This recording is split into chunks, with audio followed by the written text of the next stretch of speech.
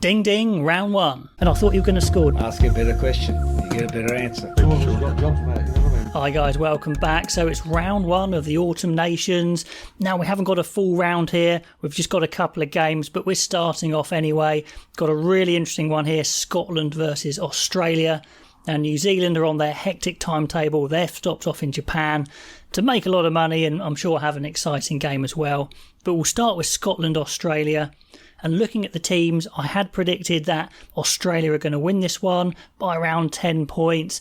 You've been seeing that in my Guinness Match Pint Predictor videos. If you're not involved in that already, those are the details on the side. Over 18s, drink responsibly, Fanzu app, get involved, code analyst. Should be a lot of fun.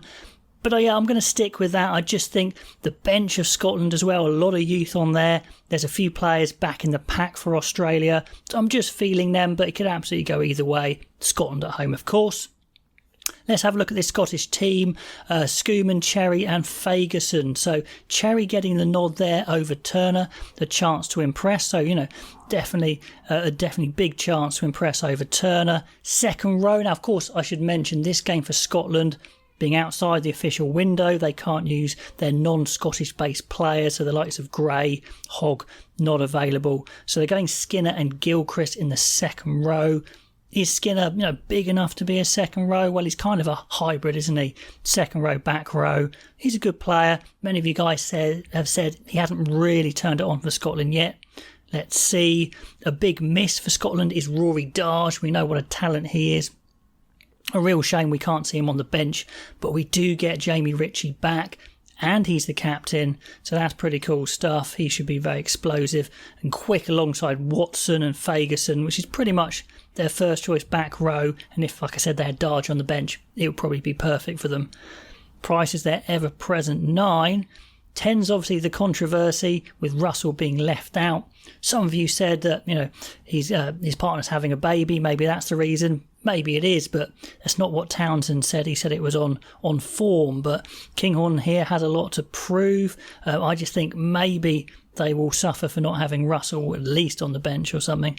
Anyway, centres is a bit new. Tuipulotu and Bennett. Has that been a pairing before? Maybe, but certainly not for a long time if it has. So they've got a chance to impress over the incumbents. Kind of Johnson and Harris, I guess, have been the incumbents. So all change there.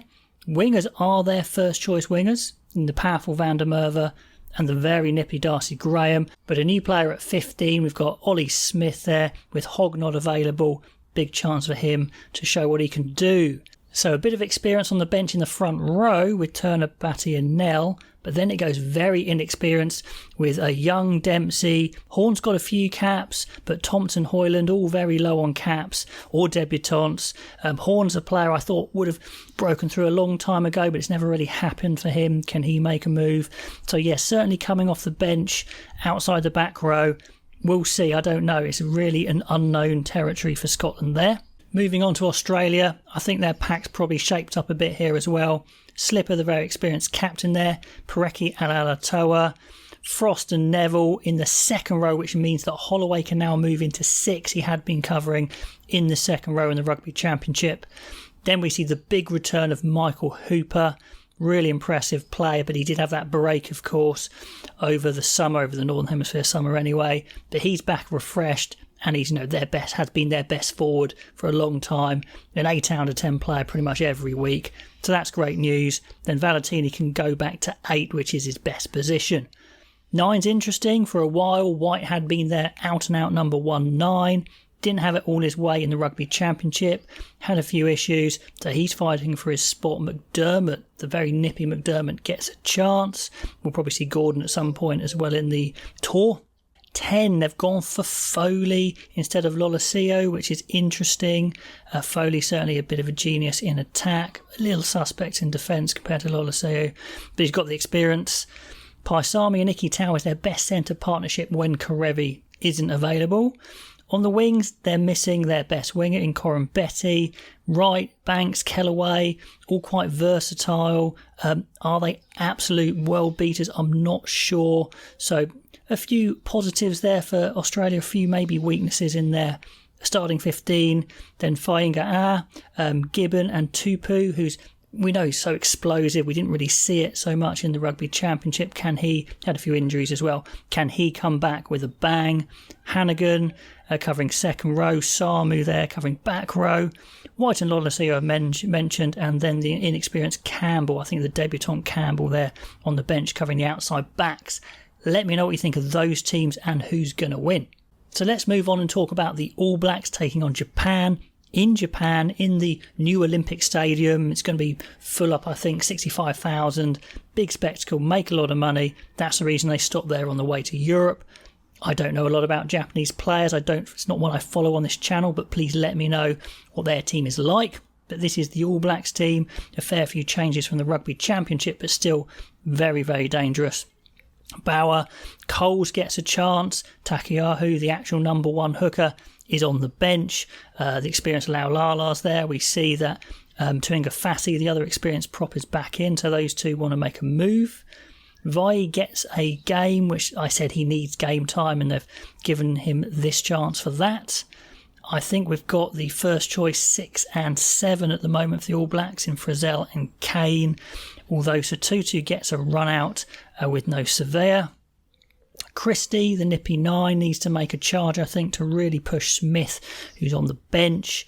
Their first choice 10 is there in Richie Mwanga, their captain, if you like, around the pitch. We've got actually another 10, if you like, Perafita playing 15. Vili could cover 10 as well, but Perafita's probably the swap up for 10. That's quite interesting. Could play a bit of a Bowden Barrett role, Perafita. Some really exciting centres, some new look centres here in Tuivasa Shek, who we know is a hot stepper, and the all-rounder Ainor. Do they have enough rugby now? So like at 12, is Ainor got enough physical presence? A few questions. Clark and Reese, good contrast on the wings. Mentioned Perafita. Into the subs that I haven't mentioned, Lomax there covering tight head. Tuipulotu, obviously the big man, covering second row. Papali'i, how many minutes will he get against Kane for that battle? And Smith on the bench, Havili and Leonard Brown covering the outside backs, probably mainly the centres.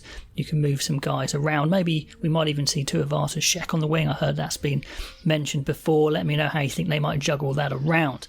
Anyway, that game I had predicted a rather large win for the All Blacks. The way New Zealand and Japan play and this team, I see it being super high scoring. I said New Zealand around 35 points within that, something like that. Could be really exciting anyway. That's round one. Let me know what you think of those teams, and I'll catch you next time.